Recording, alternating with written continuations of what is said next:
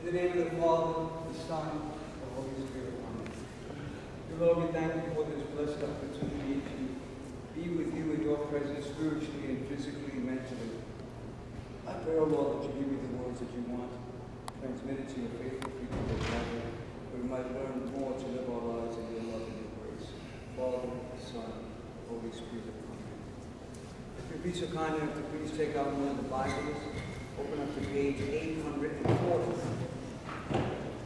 In the Gospel of our Lord, as proclaimed by the Holy Evangelist St. Matthew, the 8th chapter, 28th verse reads, "At that time, when Jesus came to the other side, to the country of the Gergesenes, two demoniacs met him coming out of the tomb, so fierce that no one could pass that way. In the name of the Father, the Son, the Holy Spirit. Amen. So fierce that no one would go near them. And when you have a situation like that, I don't know if any of you have ever been in that situation, but I will tell you something. Being a smaller stature and not as thin as I'd like to be, but not a big person, I always am checking out my surroundings. Part of that comes from being raised in New York. We were always told, we were on the subway or someplace else, try not to make eye contact. Because there could be something, and I saw, believe me, I saw my fill of people on the subway or on the streets that were, something was wrong with these people, God bless them. So I tried not to make eye contact. But if you saw, and I'm sure this would happen to anybody here, I know with me, if I was someplace where somebody was going crazy, I would try and walk the other way. I wouldn't walk right through. Wouldn't you? Would you go through? No, of course not. So these demoniacs were so fierce that no one would even go by them. They would go another way. And life can be frightening. Life can be a bully. Let me ask one of our children, Dennis, where do you, from your experience or what you know what's going on in your age group, where is bullying prevalent? Online. Online? But bullying online is not going to come through the computer and hit you. Where else? At school. At school. Bullying has become such a problem in our society that there are courses to train people what to do with a bully. Adolf Hitler was a bully. Stalin was a bully. Pol Pot was a bully. Even we see in our country, they're not going to get you, people that were bullies. And what does a bully do? They intimidate you. That's what these demoniacs did. They intimidated people. People were afraid to go that way. But life can be a bully. Life can be a bully. And if we're not prepared, how do we do? For example, I used before, I said if you come into contact with somebody's kind of screaming and you can't get away. You can't find some way to get around them. You know, Lulu comes from the Middle East. Dimitri and Rima just came back from about this time. I got to tell you, Dimitri, I don't think she really wanted to come back, but that's between you and her. But let me, if you don't mind, let me use Rima because she just came back from Palestine. Now, when you were there, I'm sure there were many checkpoints, right?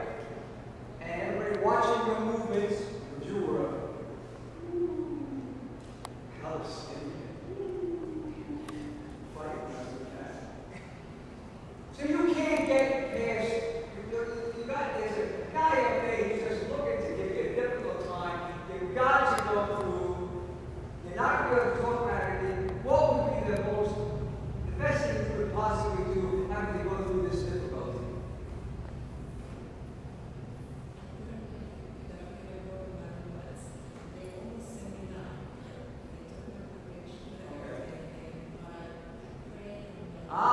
That's a point. I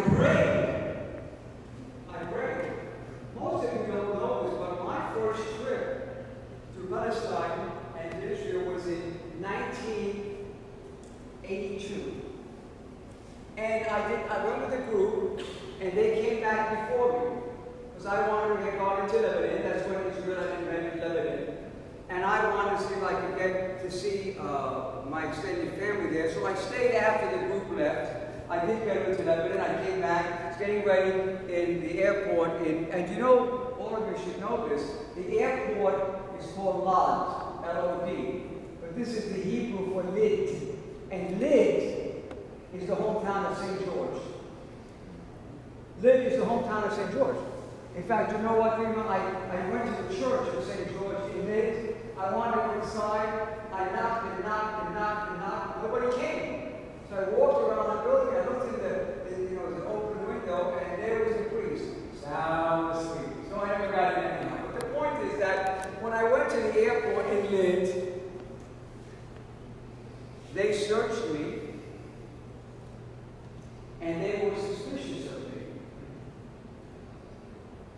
And my last name, people that from the Middle East know, Hamati is not a common name. Khoury is, Aboud is, but not Hamati. I remember when I got to going in, the Israeli girl at the checkpoint, they're going to check your stuff. She looked at my passport, said I was born in the sacred holy land of Brooklyn, New York. What are you laughing about? Because you're from Boston? No, not Brooklyn, girl. Anyhow, she looked at my name, and we don't even spell Hamati the way those who are named Hamati spell it. We are the only Hamati in the whole world that have an E on the end of our name. Because when you spell names that have foreign alphabets like Arabic, or Slavonic, Cyrillic, or Greek, you do the best you can with English to get the right name in English letters. So Hamati is either H-A-M-A-T-Y, T-I, but never T-I-E. So she looks at my passport and she says to me, "You're Arab." I said, "No, I'm not. I'm American." She says, "You are Arab." I said, "No, I'm not." She says, "Your name is Arab." I said, "My name is Lebanese." Now you might say, "Oh, well, because it's Syrian," but the fact is that my name, if you look at that window, that beautiful window in the balcony, you see the name H-A-M-A-T. When we put that window in, somebody said to me, Alexander Charlie, Charlie Francis G, someone said, "Oh, you put your name in the window, huh, Father John?" I said, "No." Okay, Lulu, have you ever heard of Dan Nuriya? Dan Nuriya is in Lebanon, okay? There's a convent, this whole window tells a story, and I want to just break my thought, I want to tell you a story of that. I want you to look at that window. Because we didn't just put it up there because we found it online, it was cool. That window is depicting a miracle that happened at least 200 to 250, probably 250 years ago in the northern part of what is today called Lebanon. And there was a ship, you can see the ship there, okay? There was a ship of Greeks that were caught in a very bad storm, and the storm was pounding the ship, somewhat like what happened to St. Paul in the Acts of Paul, in the Epistle of St. Paul, the Acts. And the sailors were afraid that the ship would be smashed up against the rocks of the coast of what is today Lebanon. And they prayed, they asked that Theotokos would deliver them.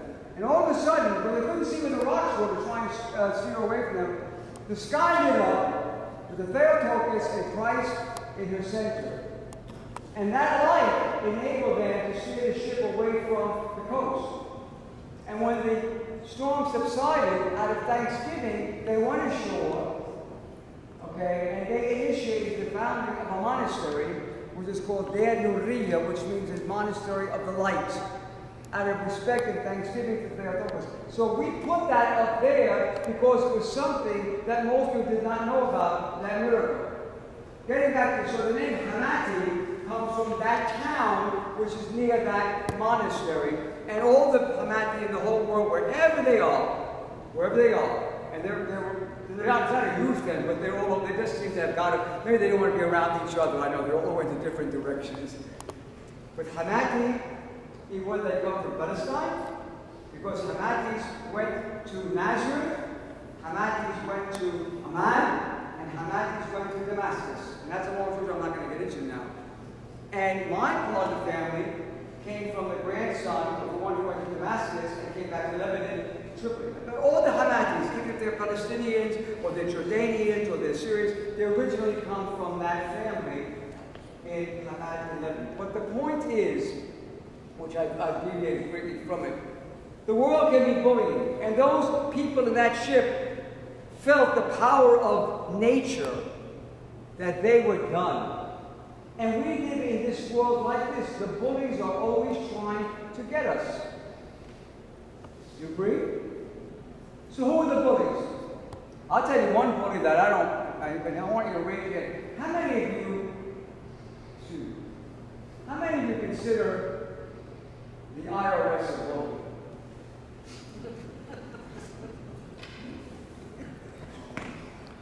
They are. And they intimidate people, and they fight people. And during this pandemic, there was a lot of bullying going on. Whereas this is my opinion, I don't agree with it. I personally thought people should, for the sake of other people who call themselves, I think they should wear a mask. But people that didn't want to wear a mask, they were getting bullied, getting told to wear the mask, pushed it. So bullying is something that is very prevalent. But the fact is that we should not be intimidated by it. Goes on and says in verse 29, and behold, they cried out, what have you to do with us, O Son of God? Have you come here to torment us before the time? The time, obviously referring to some future event where they will have to answer for what they have done as demons. The time is it coming here or now.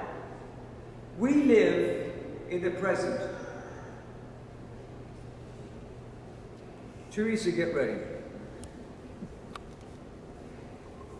Have you at times in your young life, you maybe regretted or felt badly or were bothered by something that happened to you in the past? Yes. What did you do? I tried to look forward and try to make up for my mistakes or my regrets. Happened in the past, she looked forward, but where was she when she did this? And is she always, and where are you always? Where are you always when it comes to time? In the present. That's right. We live in the present. We live in the present. One of the major problems of why conflicts do not end in this world is because people do not live in the present. They live in the past. The past is done. Get over it already. We're going to keep going on and on and on and on. You did this and you did this and you did that. Gentlemen, you can never win this argument. No matter how many times you may come back to your wife, your girlfriend, and give her some reason, you have no chance. Because women have much better memories than men. And they store it. And they have it. And when you come back to them, they have something else. My point is, it's done. It's done. It needs to be let go. So when we talk, when they say, have you come to torment me before the time is right now. There are people in our society, maybe in our community, who are being tormented right now, and they're being tormented quite often by things that happened in the past. In the past. I don't live in the past. If Mary Moore comes to me, I'm not saying you did, and says to me, you did such and such and such, and this is very prevalent with priests. Very prevalent with priests. Oh, Father, you did this, and you did this, and you did this, and you did that, or whatever it might be. And Mary might come and say, well, 10 years ago, 10 years ago, Janice, do you remember when the late Pope John Paul II went to Greece and went to the Holy to Syria? Do you remember that? Anybody remember that? I'm the only one that remembers that. Yeah, I know that. He went to Greece. They were so rude to him. They were so rude to him. And I told a friend of mine who's a Greek Orthodox priest, I said, what is that all about? He said, well, 500 years ago, I thought, 500 years ago? We're still going on 500 years ago? How about we move to 300 years ago? To 150? Can we move this forward a little bit?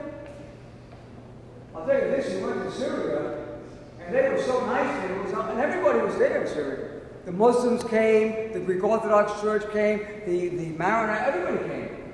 My point is that we live in the present, but we are imprisoned by the past. So these demons, they knew that the time was coming, but I'm not interested in the time that will come. I'm interested in the time right now. How can I live better now?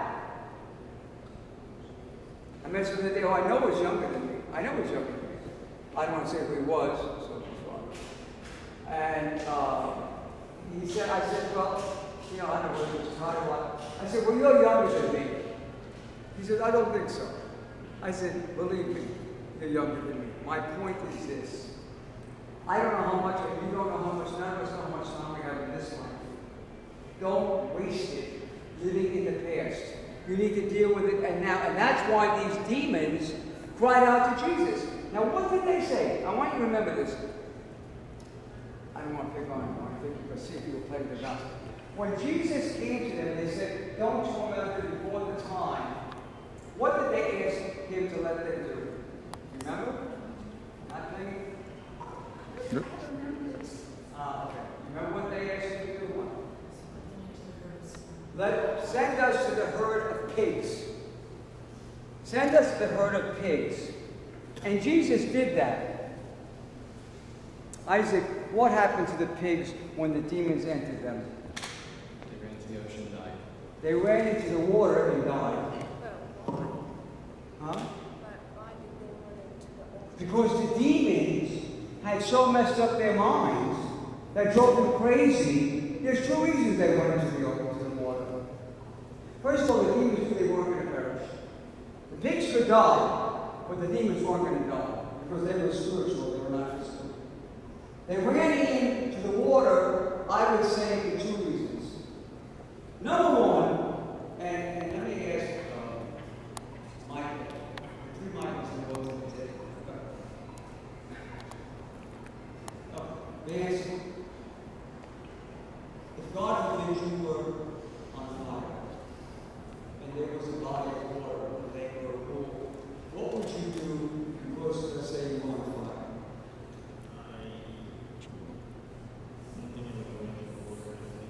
You wouldn't go in the water? Would you go in the water? Would you go in the water? Would you jump right in that water? Go right in that water. So why would the pigs go in the water? Because they were going crazy or being tormented by the evil demons. And the second thing that tells us is that evil demons will always lead to your destruction. There is no compromise with evil. I remember a lady one time said to me, oh, please tell the devil to please leave this one alone. I said, there's no please with Satan. There's no please with Satan. And you know what we learned that in contemporary history? Go back to the 1930s. No matter how much Hitler demanded, and they gave it to him. And he kept going and going and going until finally they said, that's enough. There is no compromise with evil. So these demons, they didn't die, they killed the pigs. And that's what the devil is trying to do to us. And finally, in verse 34, and behold, all the city came out to meet Jesus, and when they saw him, they begged him to leave their neighborhood.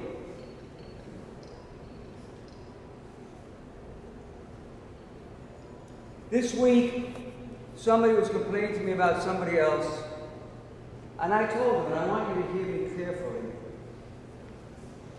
This church's purpose is not to get people out of it. This church's purpose is to bring people into it.